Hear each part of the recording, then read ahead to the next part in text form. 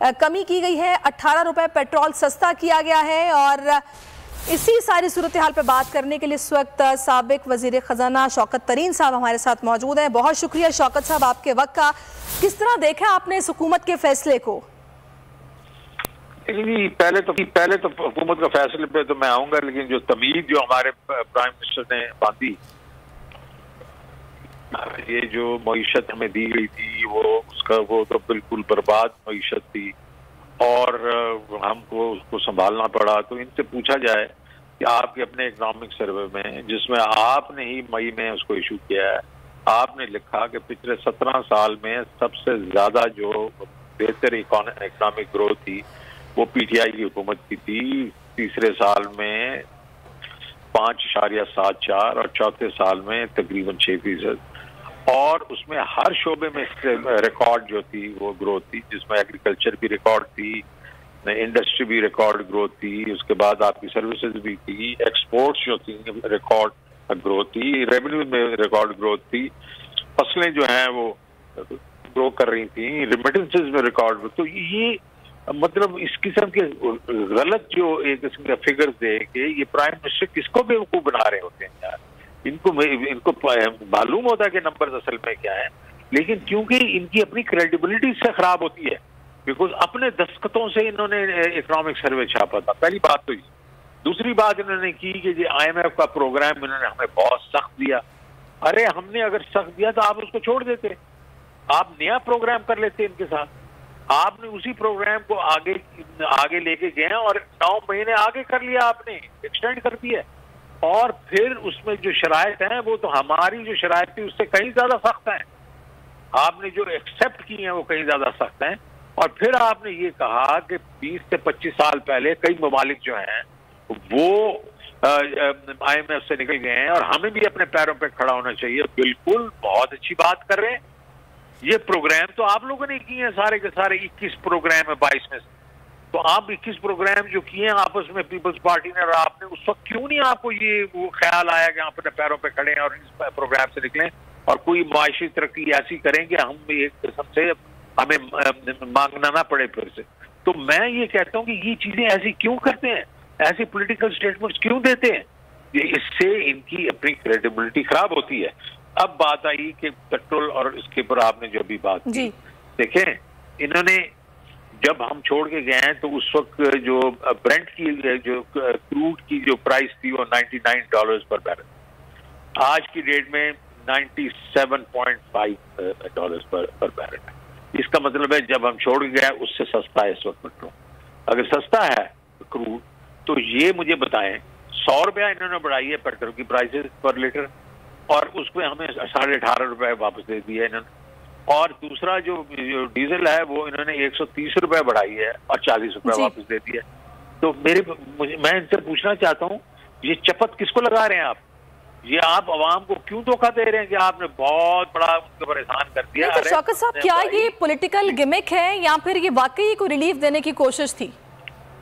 नहीं, देखिए मैं तो समझता हूँ कि ये पॉलिटिकल गिमिक है, क्योंकि ये कल रात को इन्होंने अनाउंस करना था। आज इन्होंने अनाउंस इसलिए किया है कि वो इलेक्शन जो 20 आ रहे हैं उसको इन्फ्लुएंस करने की कोशिश कर रहे हैं, लेकिन वो भी नहीं कर सकेंगे क्योंकि अवाम में और गुस्सा चढ़ जाएगा।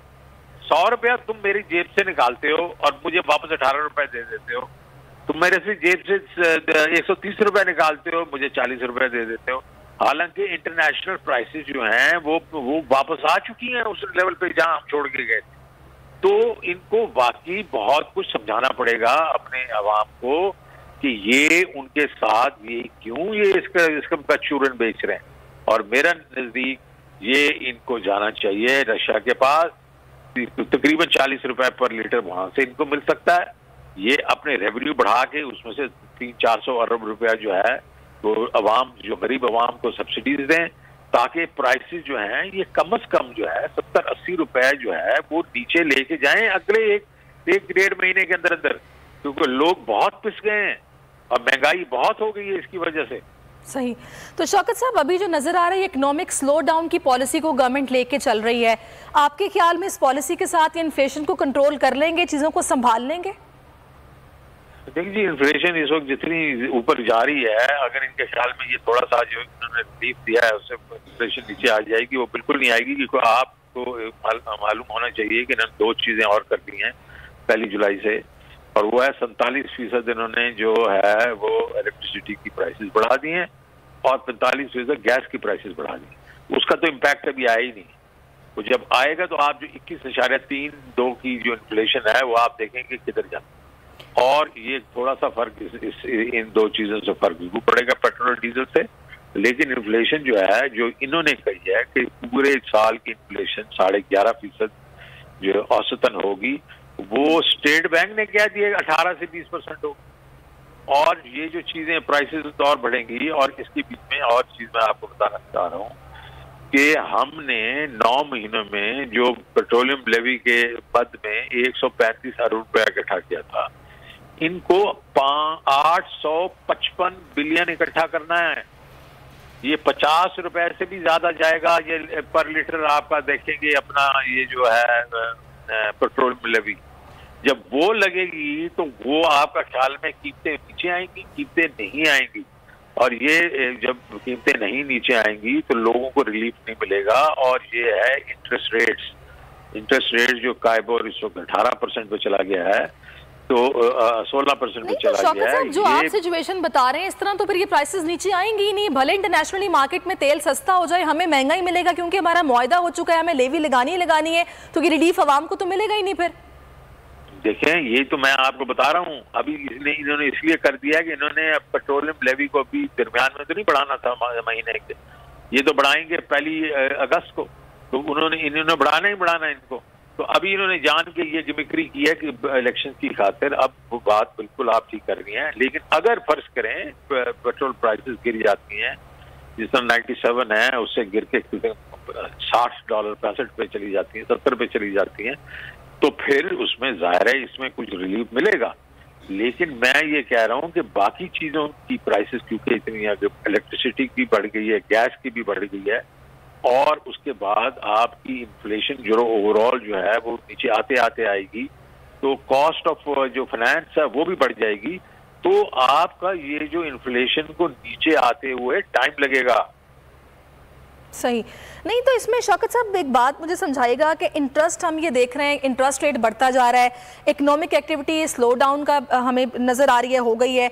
ऐसे में अनएम्प्लॉयमेंट बढ़ रही है। इंडस्ट्री की बात की जाए, इंडस्ट्रियल सेक्टर वो भी टर्मोइल का शिकार है। सूरत हाल फिलहाल तो बिगाड़ की तरफ ही जा रही है। तो फिर कौन समझाएगा, कौन बताएगा, फिर कैसे ठीक होगा? वैसे बिल्कुल आप ठीक कह रही हैं। इनको कोई देखें, इस वक्त जी किसी और मकसद के लिए आए थे। ये मकसद के लिए आए थे कि अपने जो नैब लॉस ठीक करें, इनके बाद जो हमारा इलेक्टोरल लॉस ठीक करें, उसके बाद जो अपने इनके जो हैं कॉन्स्टिट्यूंसी है जिसके बीच में हम 43 मिलियन लोगों का डेटा छोड़ के आए थे कि उस पर टैक्स लग सकता है।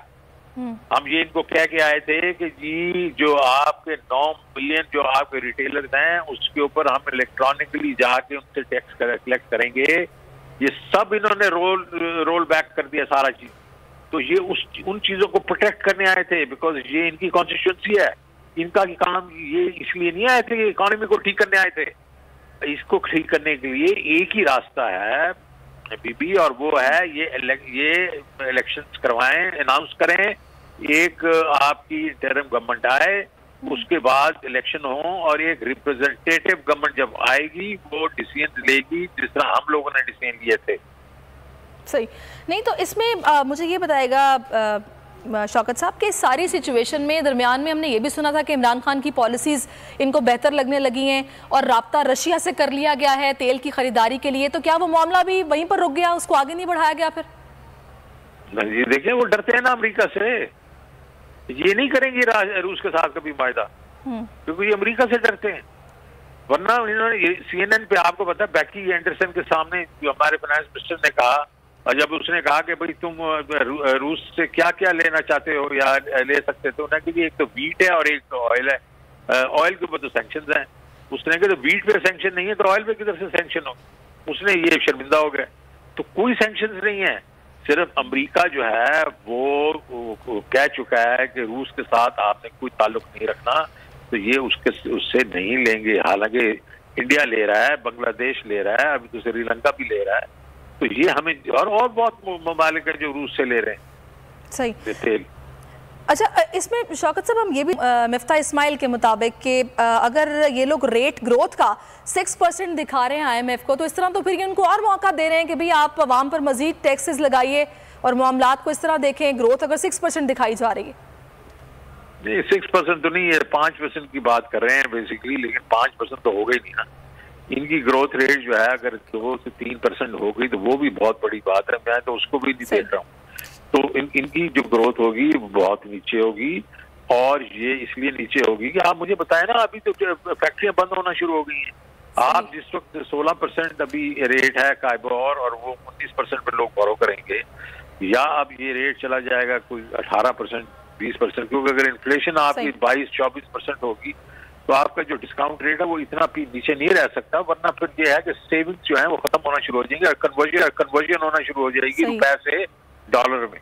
तो ये आपने देखा होगा जो तुर्की में हुआ था, उनका डिस्काउंट रेट 12-13% था और इन्फ्लेशन 18% थी, तो लोगों ने एकदम कन्वर्ट करना शुरू कर दिया था डॉलर। ठीक। तो ये यहाँ होना शुरू हो जाएगा, तो इनको ऊपर लेके जाना पड़ेगा, और जब वो जाना पड़ेगा ऊपर लेके जाएंगे तो जो कॉस्ट ऑफ डूइंग बिजनेस ऊपर चली जाएगी, तो आपकी इंडस्ट्री स्लो डाउन हो जाएगी, आपके एग्रीकल्चर पे इफेक्ट होगा। बिल्कुल, तमाम ही सेक्टर इससे इफेक्ट करेंगे। बिल्कुल, आप शौकत साहब ठीक कह रहे हैं। अली जैदी साहब ने भी हमें ज्वाइन किया है।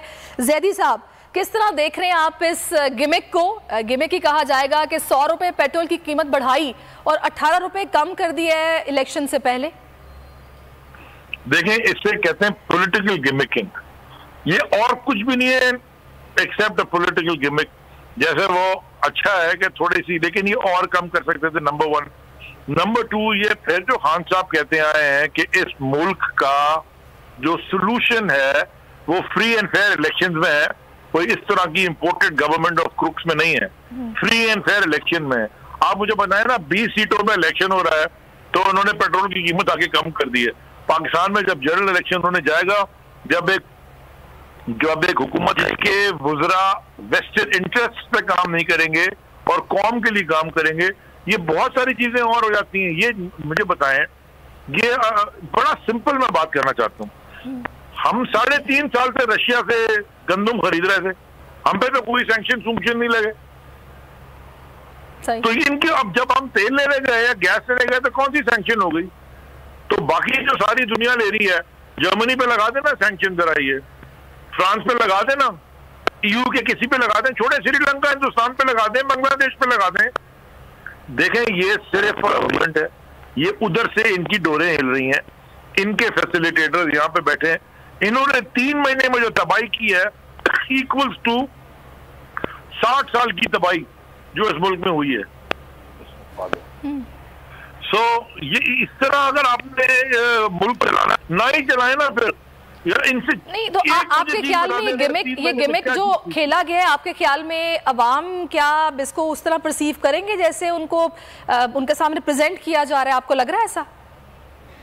इस मुल्क की अवाम को पहले तो खुदा के वास्ते बेवकूफ ना समझे, बड़ी अक्लमंद अवाम है।